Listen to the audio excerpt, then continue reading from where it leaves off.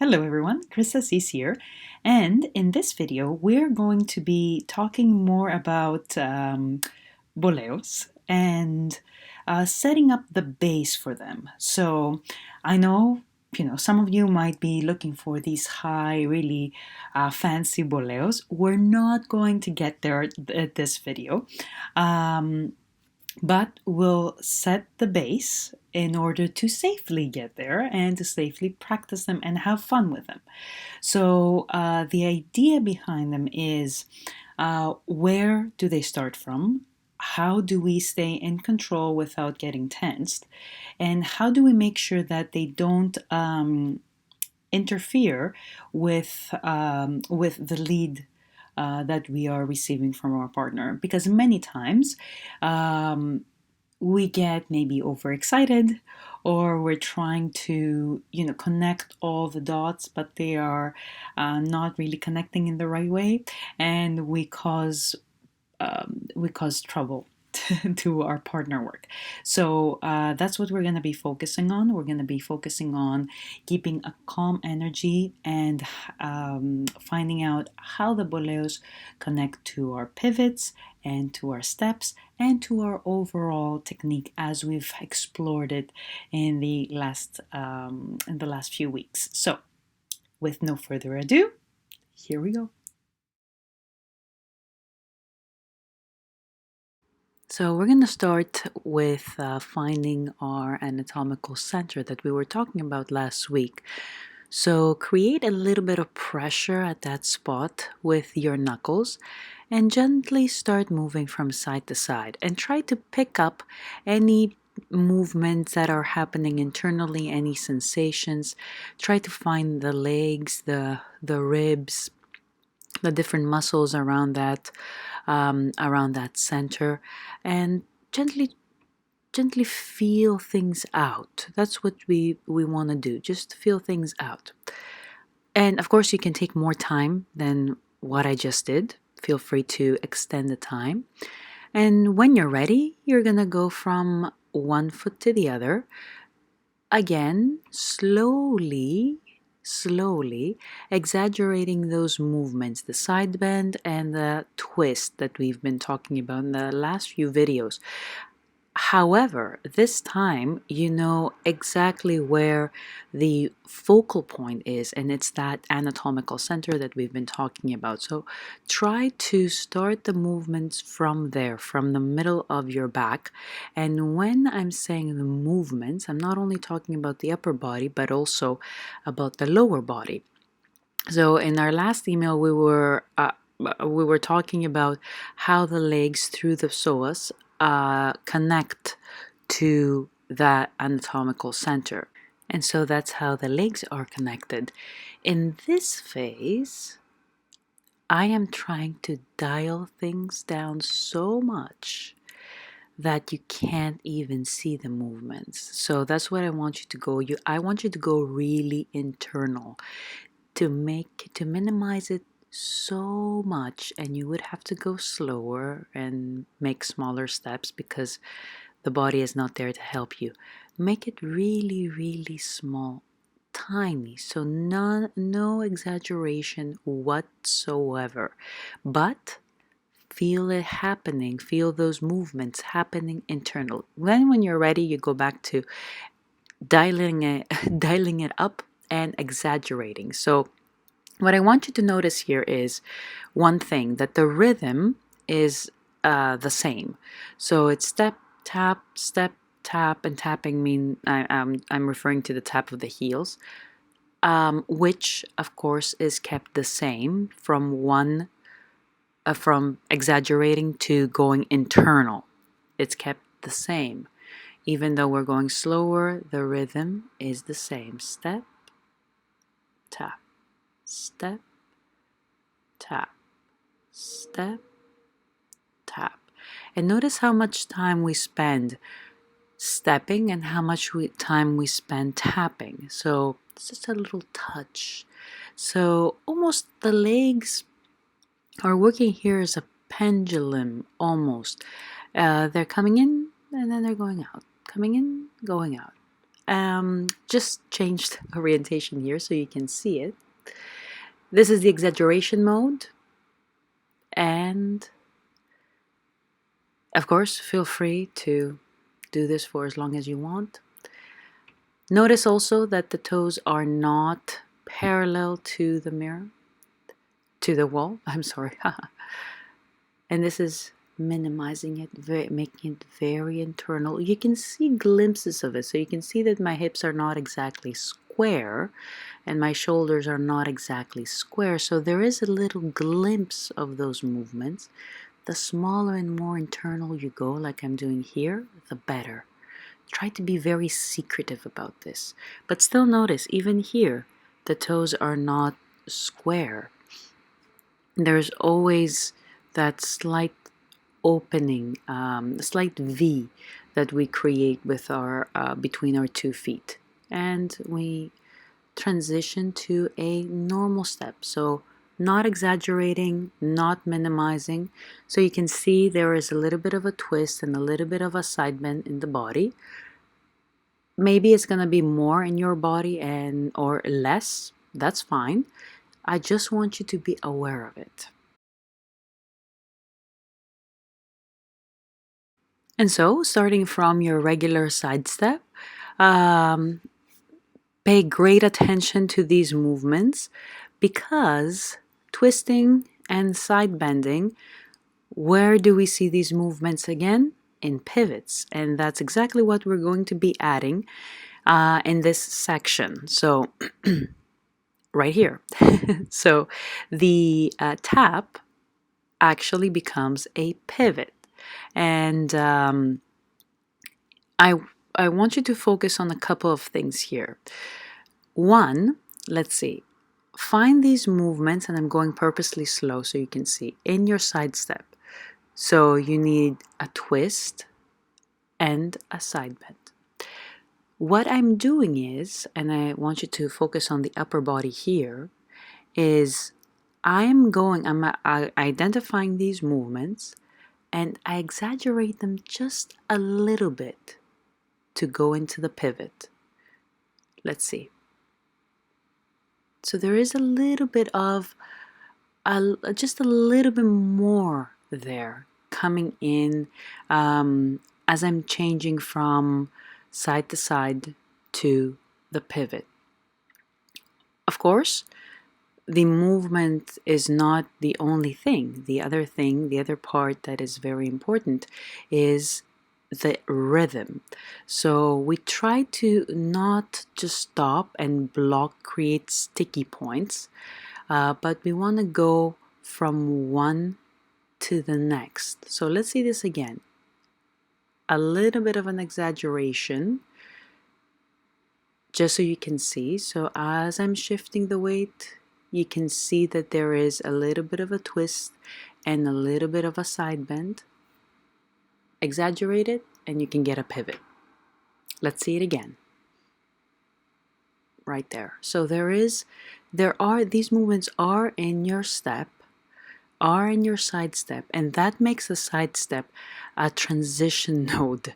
So like a big intersection, right? So you can choose if you can stay in the side step, or because all of these movements are there are opportunities to create pivots, either forward like we're doing now, or backwards like we were doing before. Lastly, I want you to notice another thing that doesn't really have to do with all, let's say, these technical things, but it more has to do with energy that we were talking about before. So this is the base for the boleos.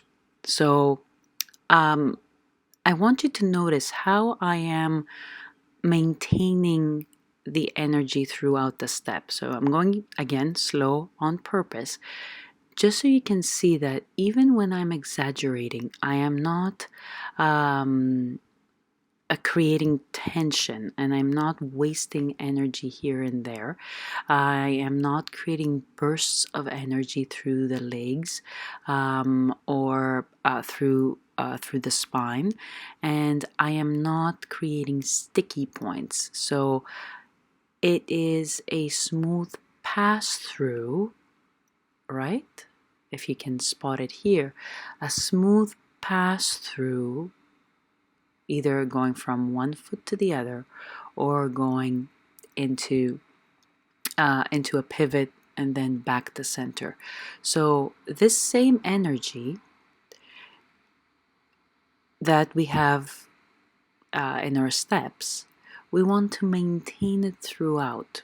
And yes, there are other styles of boleos that require a flick and require a burst of energy going out through the legs, and we are going to see them in the videos to come, but we want to establish a base here where this is not disrupting the flow and we're not wasting energy in getting stuck in positions. So we're mostly focused on flow through the movement.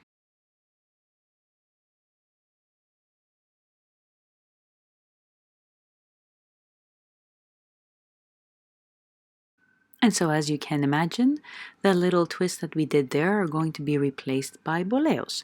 Now, all the work that we've done in the last few videos and the way that we started this video, I hope will allow you to have a better feeling of that free leg. So the free leg doesn't mean dead weight, and relaxed doesn't mean letting go. So there is energy in that leg.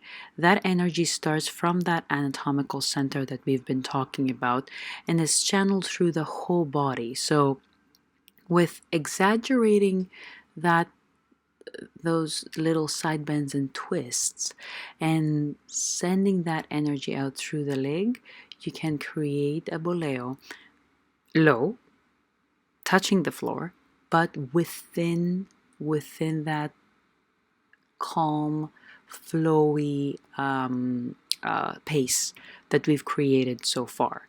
And you should be feeling that the leg is directly connected to the center of all this energy, which is the anatomical center. And through here, I'm trying to exaggerate as much as I can so you can see, to make that connection visible. So please don't go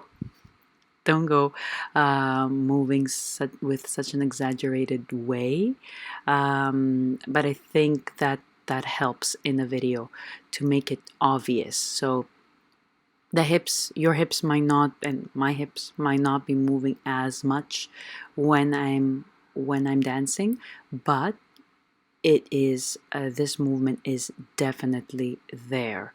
So maybe less exaggerated though.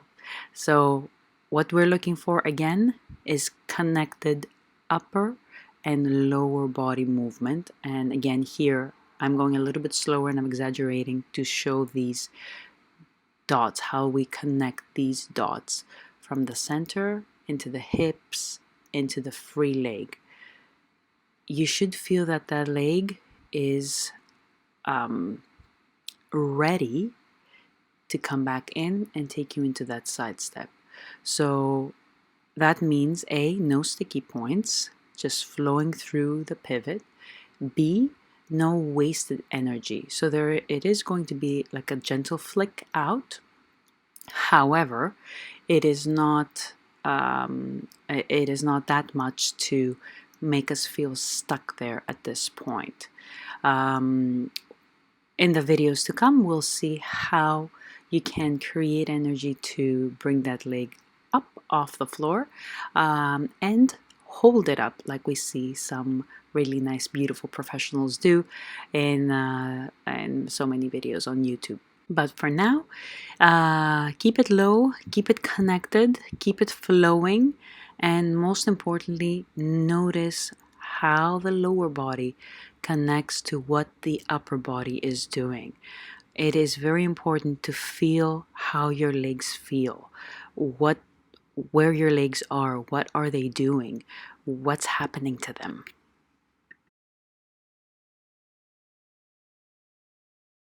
And so since we usually do boleos from back or forward ochos, we are going to build a little routine there, starting from back ochos, of course, finding that same rhythm.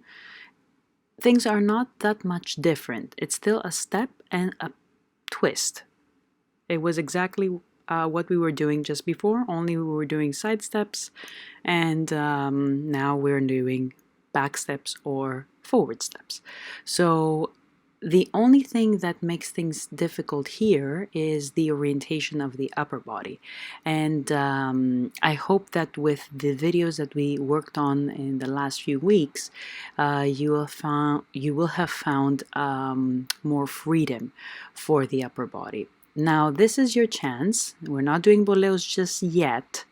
Or, yeah, this can count as a boleo, reorientation, or a change of direction. But this is your chance to notice that one leg can be doing something different from the other. The two legs do not need to have the same role, but they are both equally ready to change their roles from being a standing leg carrying our weight to being a free leg that has the energy to help us pass through and take a step. So try to notice these things, and the second thing, try not to be abrupt like you saw me just do. So that was intentional. I hope that caught your attention. But keep it flowing. Keep the changes of direction within the same, the established rhythm, your rhythm. You can go faster or slower than I'm going. You can use music or not, but find your rhythm and make those changes of direction part of it.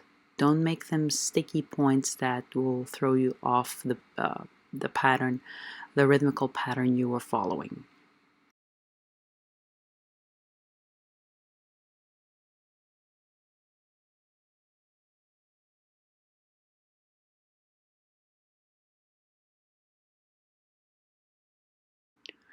And so slowly, whenever you're ready, you can start creating a little bit of a boleo. And it can be a little bit of a cross for the front ones, and a little bit of a low flick for the back ones. But again, as you can see, it is fitting within the rhythm. I'm not stopping there, I'm just passing through. The other thing is, you want to use these exercises, you want to get to this exercise after you have felt the different options that you're in terms of movement that your legs have, and that's why we've built this video in this way. So hopefully the previous exercises help you feel the different options that your legs have, and help you become more aware of them. So now when the flick comes, you can say, hey, what if I start lifting the leg up? What if I just do a forward flick? What if, explore the different options, see which one fits better.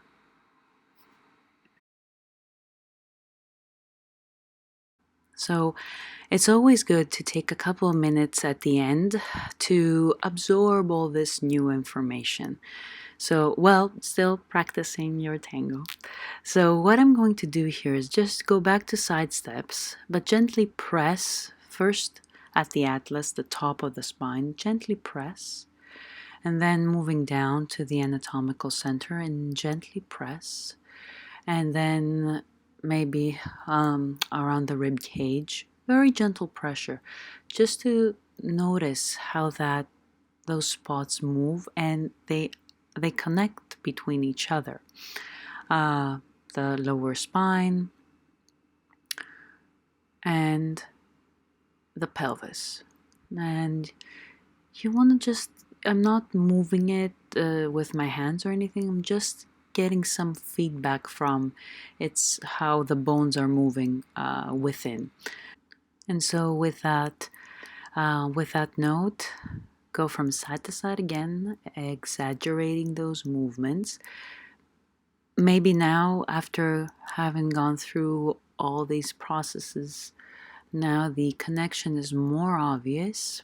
As you go, you start dialing it down, making it tiny, but as you go, not an abrupt change like we did in the beginning of our video. And then you've minimized it, you've minimized your steps, you're barely really moving, and you want to keep though this flow very internal. It somehow makes its way out, maybe into the shoulders, into the hands, into the neck. And now as I'm speaking, you can probably see a little tiny bit of it. But as you go, try to minimize it and internalize it as much as you can. Tiny, tiny movement coming from within.